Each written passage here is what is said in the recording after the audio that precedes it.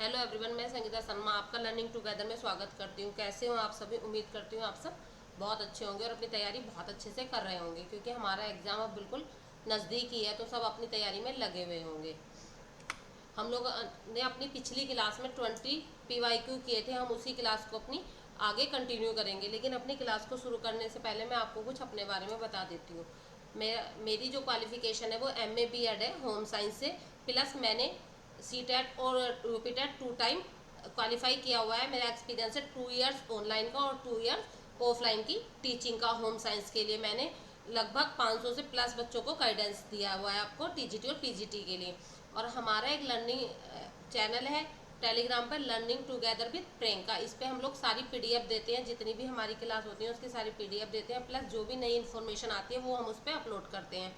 और आपको जितनी भी न्यू जानकारी है वो सब आपको हमारे टेलीग्राम चैनल पर मिल जाएंगी। तो हम अपनी क्लास को कंटिन्यू करते हैं। लास्ट टाइम हमने 20 आपके PYQ किए थे UP TGT PGT के। अब उसी सीरीज को हम आगे बढ़ाते हुए शुरू करते हैं। कैलोरी की इकाई है, कैलोरी की इकाई क्या है? BMR है आपकी, BME है गर्माहट है या तापक्रम है, क्या है? कैलोरी की इकाई आपकी क्या है? गर्माहट है। क्या है? गर्माहट है। BMR की फुल फॉर्म क्या है? Basal metabolic rate. इसे हिंदी में बोलते हैं हम क्या? आधारीय चयापचय। जब आप लोग आराम की स्थिति में होते हो तो उसके आपकी ऊर्जा, आपके शरीर को आवश्यक कुछ ऊर्जा की आवश्यकता होती है, जिस इस पर निर्भर करता है। और आपका उष्मा, गर्माहट, उष्मा, इसको हम कैलोरी से प्रदर्शित करते हैं। लेकिन जो हमारी आहार में पोषण के लिए ऊर्जा इस्तेमाल होती है उसे हम किलो कैलोरी से प्रदर्शित करते हैं, जिसे हम इंग्लिश के कैपिटल लेटर C से प्रदर्शित करते हैं। नेक्स्ट क्वेश्चन है हमारा, ऊर्जा का मूल स्रोत क्या है? आपका is the basic source of energy. Energy की बेसिक सोर्स क्या है आपकी? आपकी सौर ऊर्जा है, कोयला है, गोबर गैस है या पेट्रोलियम है? तो क्या है आपकी? नॉर्मल आपको ऊर्जा किससे प्राप्त होती है? सौर ऊर्जा से प्राप्त होती है। या किससे? सूर्य से प्राप्त होती है। इससे हमें तापीय ऊर्जा भी प्राप्त होती है। ये जो ऊर्जा हमें मिलती है ये सूर्य में होने वाले नाभिकीय संलयन के कारण मिलती है। नाभिकीय संलयन के कारण, जिसमें क्या होता है, 2 हाइड्रोजन के परमाणु मिलकर एक हीलियम परमाणु का निर्माण करते हैं। अब गोबर गैस में आपकी कौन सी गैस होती है? गोबर गैस में आपकी होती है मीथेन। कौन सी होती है? मीथेन होती है। कौन सी? CH4 और CO2। आपका क्वेश्चन आता है गोबर गैस में कौन सी गैस उपस्थित होती है, तो आपके लिखोगे मेथेन होती है, CH4 होती है। आपका नेक्स्ट क्वेश्चन है पुष्टिकर पदार्थ। क्या है आपका नेक्स्ट क्वेश्चन? पुष्टिकर पदार्थ क्या होते हैं? ऊर्जा की आपूर्ति नहीं करते हैं, बनाते और मरम्मत नहीं करते हैं, शरीर की प्रतिक्रिया को नियंत्रित नहीं करते हैं, या BMR को नियंत्रित नहीं करते हैं। देखो, पुष्टिकर पदार्थ जो होंगे आपके, पौष्टिक तत्व जो होंगे वो आपके बनाते भी हैं शरीर को और उसकी मरम्मत भी करते हैं। विशेषकर कौन? प्रोटीन। प्रोटीन आपके शरीर की मरम्मत करने का कार्य करता है। शरीर की प्रतिक्रिया को नियंत्रित नहीं करते हैं, प्रतिक्रिया को नियंत्रित ये लोग करते हैं। BMR नियंत्रित नहीं करते, ये करते हैं। तो क्या है? ये ऊर्जा की आपूर्ति नहीं करते, ये ऊर्जा प्राप्त होती है। इनसे हमें क्या होता है? ऊर्जा की प्राप्ति होती है। सभी पोषक तत्व जैसे विटामिन, प्रोटीन शरीर के ठीक से काम करने के लिए, स्वास्थ्य रखने के लिए आवश्यक होते हैं। आपके जितने भी पोषक तत्व हैं सबकी आवश्यकता होती है ना शरीर के लिए। नेक्स्ट क्वेश्चन है आपका, सोलर कुकर में डब्बे में काला रंग होने से उसमें क्या होता है? अवशोषण क्षमता में कमी होती है, अवशोषण क्षमता में वृद्धि होती है, अवशोषण क्षमता बराबर होती है, या उपरोक्त में से कोई नहीं। तो क्या होती है? अवशोषण क्षमता में वृद्धि होती है, क्योंकि ब्लैक कलर जो होता है ये उष्मा का सुचालक होता है। जब उसमें उष्मा ब्लैक कलर कर दिया जाता है तो जो उष्मा होती है वो जल्दी लेती है, ज़्यादा लेती है, जो उष्मा में परिवर्तित हो जाती है, जिससे खाना बहुत जल्दी बन जाता है। और इसमें हम कौन से लेंस का यूज करते हैं? अवतल लेंस का यूज करते हैं। कौन से लेंस का यूज करते हैं? अवतल लेंस का हम इसमें इस्तेमाल करते हैं सोलर कुकर में। आप कौन से लेंस का इस्तेमाल करते हैं? अवतल लेंस का इस्तेमाल करते हैं। ये क्वेश्चन आपका बन सकता है।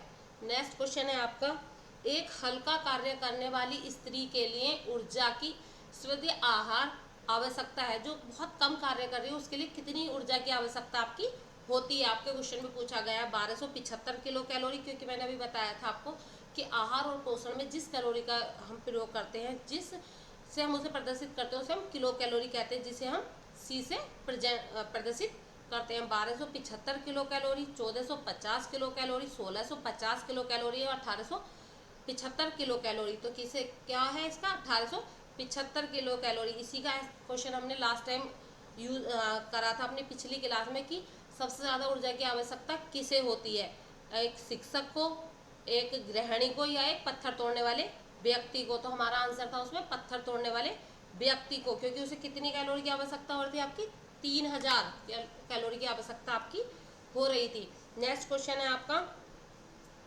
भोजन रोगों के कारणों में से होता है। किन कारणों से आपके भोजन जो है रोगों के कारणों में से एक है। जो भोजन का रोग है उस कारणों में से कौन सा इनमें से एक है। सूक्ष्म जीवों से दूषित होना, उष्मायन, शोध या पेचिश।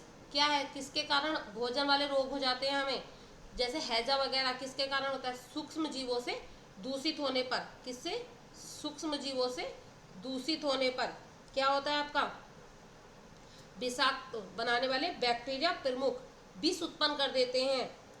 ठीक है, क्या कर देते हैं, विष उत्पन्न कर देते हैं। भोजन को 3 तरीके से बांटा गया है ना आपका, नश्वर होने वाले, नश्वर, अर्धनश्वर, नश्वर न होने वाले, अर्धनश्वर और आपका नश्वर होने वाले। नश्वर न होने वाले आपके कौन से होते हैं, जो खराब नहीं होते हैं, जिनमें कौन आ जाता है, अचार, जो सालों साल खराब नहीं होते हैं। और ये अर्धनश्वर वाले में कौन से होते हैं, जो 1 या 2 महीने तक आपके चल जाते हैं, जैसे जेली वगैरह हम लोग बनाते हैं, जेली, जैम वगैरह, टमाटर सॉस वगैरह। और नश्वर होने वाले कौन से होते हैं, जो आपके जैसे सब्जी वगैरह आप बनाते हो, सब्जी वगैरह आप बनाते हो ना, वो सुबह बनाते हो शाम खराब हो जाती है। इस तरीके से ये जो होते हैं आपके, ये होते हैं। ठीक है ना, ये आपका क्वेश्चन आया हुआ है टीजीटी 2019 में। नेक्स्ट क्वेश्चन है आपका, भोजन संक्रमण भोजन में उपस्थित रोगजनक जीवाणु रोगाणुओं को खा लेता है।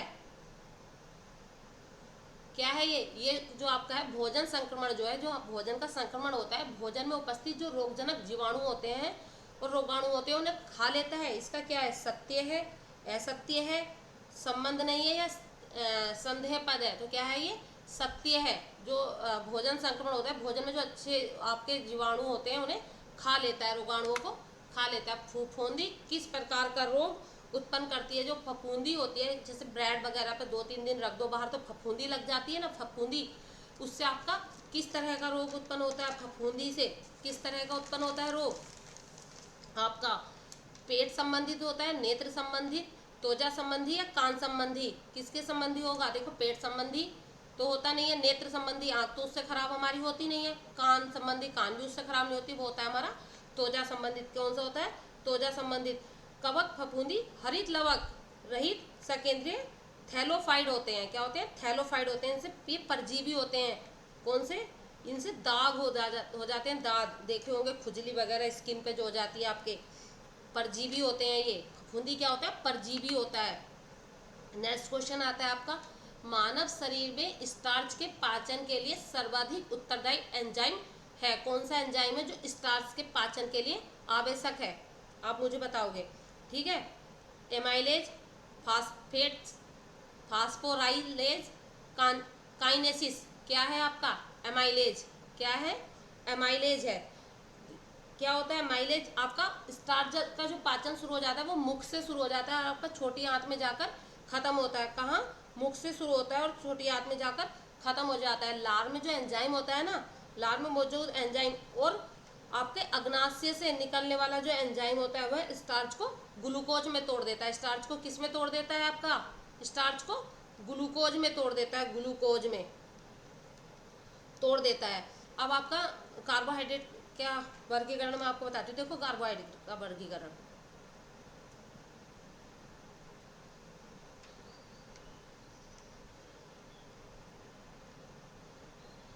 देखो कार्बोहाइड्रेट का वर्गीकरण 2 प्रकार से होता है आपका कार्बोहाइड्रेट का वर्गीकरण।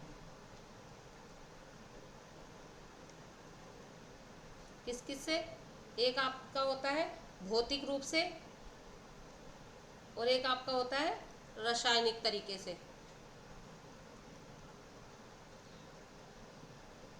ठीक, भौतिक तरीके को भी हमने दो भागों में बांट दिया, संक्राय और असक्राय। सक्राय होती हैं आपकी और असक्राय होती हैं, ठीक है ना। और रासायनिक में आपके तीन होते हैं, कौन से? मोनोसेकेराइड, डाइसेकेराइड और पॉलीसेकेराइड। कौन से? मोनोसेकेराइड,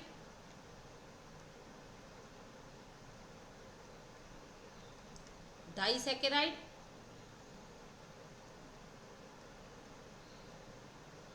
और पॉलीसेकेराइड।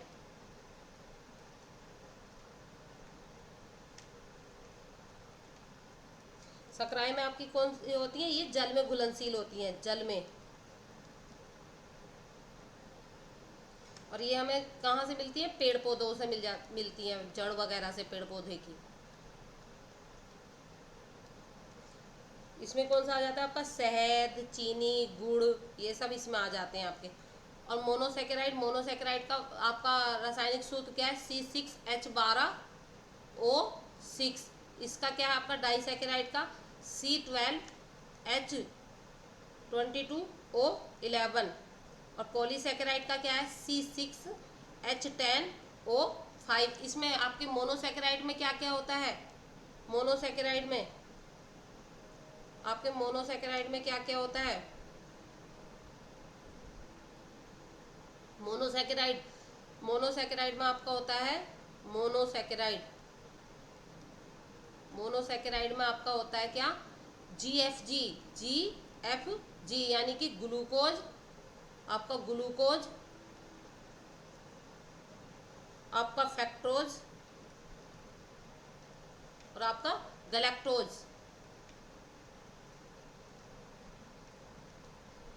आपका डाइसेकेराइड में क्या होता है? डाइसेकेराइड में क्या होता है आपका? डाइसेकेराइड में आपका होता है SML, यानी कि SML मतलब सुक्रोज, माल्टोज और आपका लैक्टोज, ठीक है। और डाइसेकेराइड में कितने मोनोसेकेराइड होते हैं? दो मोनोसेकेराइड मिलकर डाइसेकेराइड बनाते हैं, दो मोनोसेकेराइड मिलकर डाइसेकेराइड बनाते हैं, ठीक है ना। सुक्रोज में क्या होता है? सुक्रोज का उपनाम क्या है? गन्ने की सकरा, गन्ने की सकरा भी बोलते हैं इसे हम। और लैक्टोज को हम दुग्ध सकरा बोलते हैं, दुग्ध सकरा, माँ के दूध में होता है ना, ये दुग्ध सकरा भी बोलते हैं। और माल्टोज को हम जई की सकरा बोलते हैं, जई की सकरा, जई की संकरा। सुक्रोज क्या होता है? ये टूट के काय में टूटता है? सुक्रोज आपका, सुक्रोज आपका टूटता है ग्लूकोज प्लस किसमें? फैक्टोज में। माल्टोज जो टूटता है आपका, ये किस में टूटता है? ग्लूकोज प्लस ग्लूकोज में। ये क्वेश्चन आपके आते हैं। और आपका लैक्टोज जो है ये टूटता है आपका लैक्टोज, लैक्टोज किस में टूटता है आपका? लैक्टोज टूटता है आपका ग्लूकोज प्लस गैलेक्टोज में,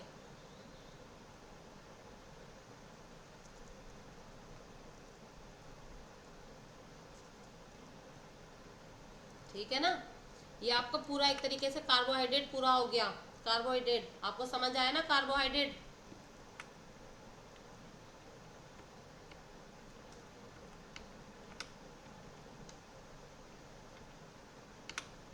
नेक्स्ट क्वेश्चन है आपका, कला क्या सिद्धांत नहीं है? नमूना लय बल या संतुलन, क्या कला का सिद्धांत नहीं है? कला के कितने सिद्धांत हैं? कला के तत्व कितने हैं और कला के सिद्धांत कितने हैं? आप लोग मुझे बताओगे। कला के तत्व हैं 7 और सिद्धांत कितने हैं? 5 हैं। सिद्धांत कितने हैं? 5 हैं। नमूना इसका सिद्धांत नहीं है, क्योंकि नमूना क्या है? इसका तत्व है। नमूना इसका कला का तत्व है और ये इसके क्या है? सिद्धांत है। और इसमें कौन सा आया आपका? अनुपात भी इसका सिद्धांत है और एक रूपता भी इसका एक सिद्धांत है, एक रूपता, ठीक है ना। और नमूना, नमूना क्या है इसका? तत्व है। नमूना क्या है इसका? तत्व है। और क्या क्या तत्व है इसके? 7 तत्व है ना आपके। क्या है इसका? आकार इसका तत्व है, आकार, रंग, नमूना, और आपका प्रकाश, रिक्त स्थान, रिक्त स्थान भी इसका तत्व क्या है? रिक्त स्थान भी इसका तत्व है। पोत, पोत भी इसका तत्व है। और क्या है? रेखा, रेखा। कितने हो गए आपके? 7 हो गए ना। रेखा, आकार, रंग, नमूना, प्रकाश, रिक्त स्थान और पोत, ये इसके कला के तत्व है। नेक्स्ट है आपका पुष्प संबंधी जापानी शब्द है। टाटनी, जासनी, एकेबाना या किमोनी, क्या है? पुष्प संबंधी आपका जापानी शब्द क्या है? आपका इकेबाना है। क्या है? इकेबाना है, क्योंकि टाटनी क्या होता है? पाकिस्तानी चटाई।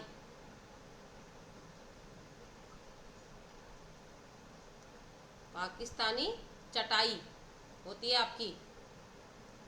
और आपकी जान से क्या है?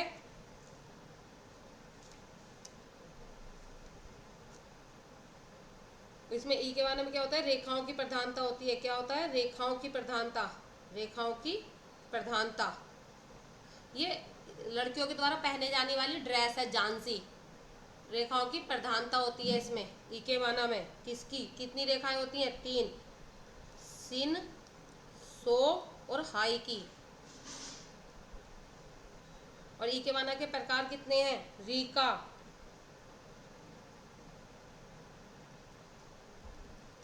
सोका, मोरीबाना, ये भी इसका ही प्रकार है, और नाजीरे।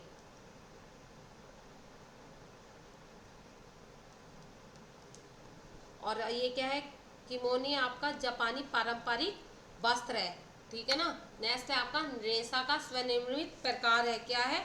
मूंगा, उत्पादित रेशा, स्पर्म रेशा या सभी। तो क्या है? मूंगा है। क्या है? मूंगा है। नेक्स्ट है आपका हाथ और शरीर की गति में परिवर्तन संबंधित है। किसने कहा? किसका है ये? आपका कार्य कार्य सरलीकरण पढ़ा होगा, वर्क सिंप्लीफिकेशन पढ़ा होगा ना, उसमें है ये। क्या? परिवर्तन का वर्ग। किसने दिया? मार्विन मुंडेल ने, अर्नेस्ट एंजल ने, पार्किंग ने या सभी ने? किसने दिया था? देखो, पार्किंग ने जो दिया था आपके संश्लेषित रंगों के बारे में बताया था। पार्किंग ने किसके बारे में बताया था? आपका संश्लेषित रंगों के बारे में।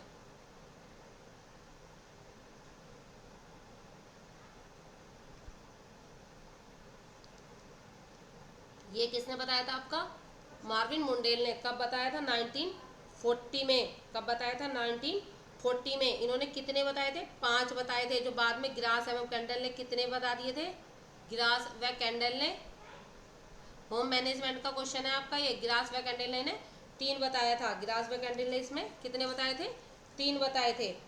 इन्होंने लास्ट के 2 हटा दिए थे। कौन कौन से? अंतिम उत्पाद में परिवर्तन और आपका कच्चे माल में परिवर्तन। गिरास व कैंडल ने हटा दिए थे, जबकि मार्विन मुंडेल ने 5 भागों में बांटा था। किसमें? कार्य संग्रहीकरण एवं उपकरण, उत्पाद में परिवर्तन आपका था, और आपका क्या था? अंतिम उत्पाद में परिवर्तन और कच्चे माल में परिवर्तन, जो आपका गिरास व कैंडल ने हटा दिया था। नेक्स्ट है आपका, मैंने अभी पढ़ाया है आपको, बिल्कुल ये वाला क्वेश्चन आप कर जाओगे आराम से। क्या है? लैक्टोज एंजाइम जटिल मिल्क शुगर लैक्टोज को किस में तोड़ देता है? मैंने अभी बिल्कुल पीछे जब कार्बोहाइड्रेट पढ़ाया तो अभी पढ़ाया, किस में तोड़ता है? ग्लूकोज और ग्लैक्टोज में। ग्लूकोज और ग्लैक्टोज में तोड़ता है। जबकि ये जो है, ये आपका सुक्रोज है, ये आपका मेल्टोज है। ठीक है ना। नेक्स्ट है आपका कार्बोज का कार्य है। कार्बोज का क्या कार्य है? प्रोटीन को अन्य कार्यों के लिए मुक्त करना, ऑक्सीजन का परिवहन करना, हड्डियों को स्वस्थ बनाए रखना, या उपरोक्त में से कोई नहीं। कार्बोज का क्या कार्य है? कार्बोज का कार्य, कार्बोज का क्या कार्य है?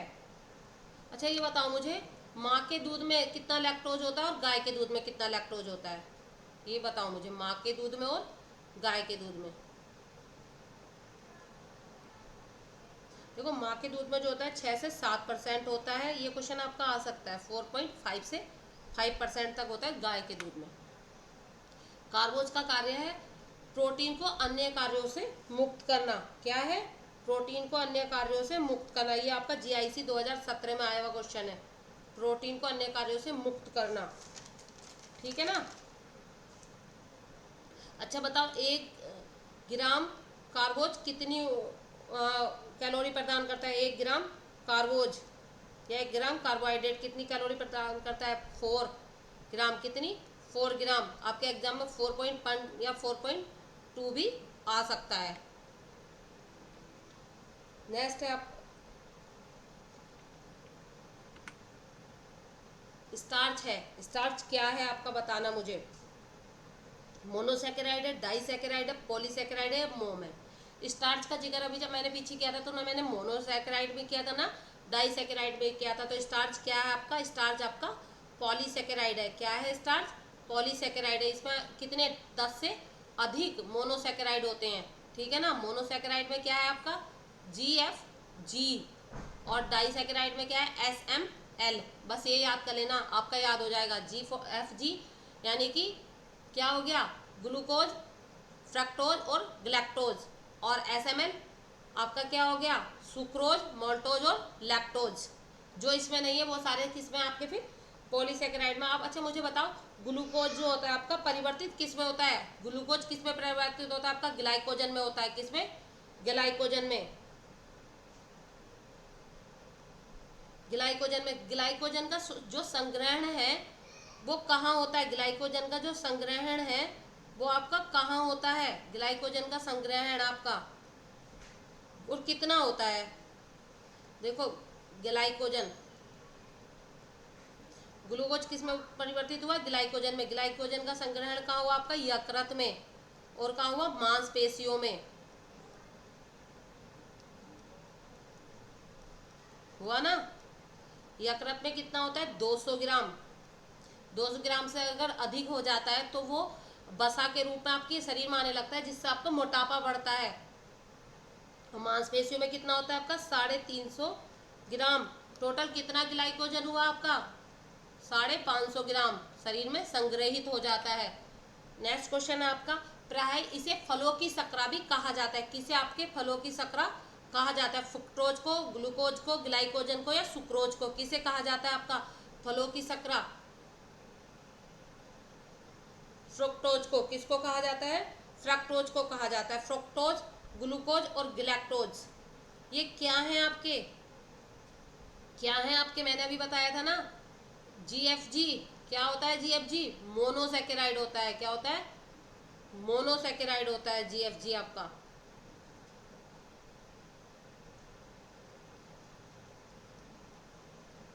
मोनोसैकेराइड। और बाकी सुक्रोज किस में आया? SML बोला था ना मैंने, डाइसैकेराइड।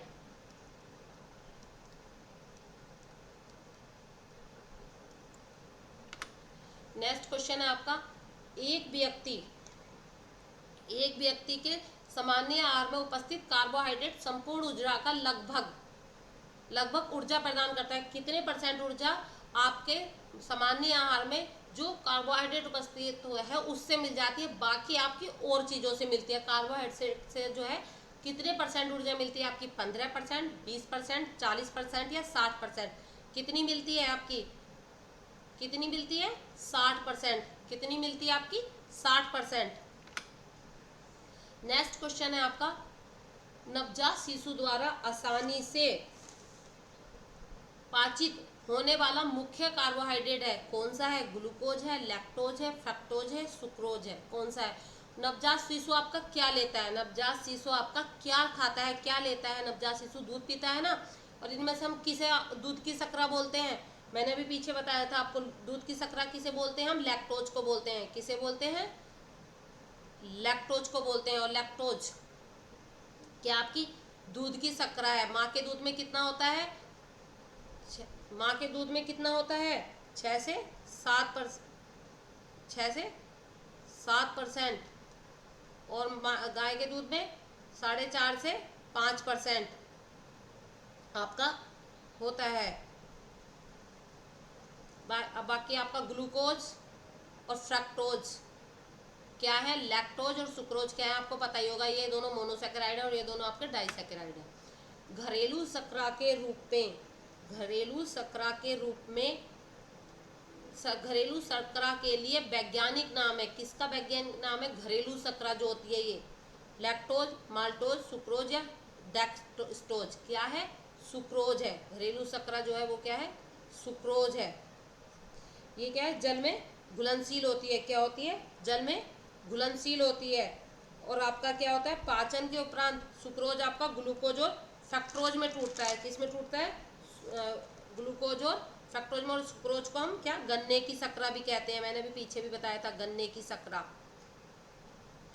चुकंदर की।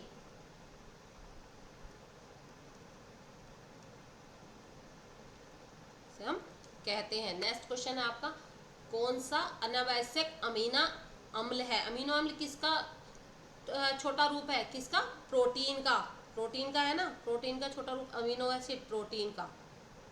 कौन सा आपका, नहीं है, एलानिन, ये आपका अनावश्यक अमीनो अम्ल है। और ये जो 3 है ये क्या है, आपके आवश्यक अमीनो अम्ल है। अनावश्यक अमीनो अम्ल जो है वो आपके शरीर में उपस्थित होते हैं, इन्हें हमें बाहर से लेने की आवश्यकता नहीं होती है। जबकि जो आवश्यक अमीनो अम्ल है ये हमारे शरीर में उपस्थित नहीं होते, इन्हें हमें बाहर से लेना पड़ता है। इनकी संख्या कितनी होती है, 22 होती है, 11-11 होते हैं दोनों, कहीं 11 दिए हुए हैं, कहीं 22 दिए हुए हैं, कहीं 21 दिए हुए हैं।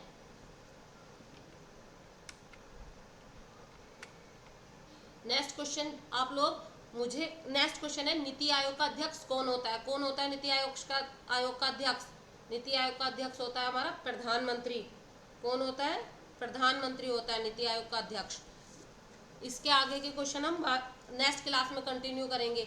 आप लोग मुझे बताना आपके कितने क्वेश्चन सही हुए, आप लोग मुझे बताना आपके इनमें से कितने क्वेश्चन सही हुए हैं। कमेंट बॉक्स में सब मुझे आंसर देना कि आपके कितने क्वेश्चन सही हुए हैं।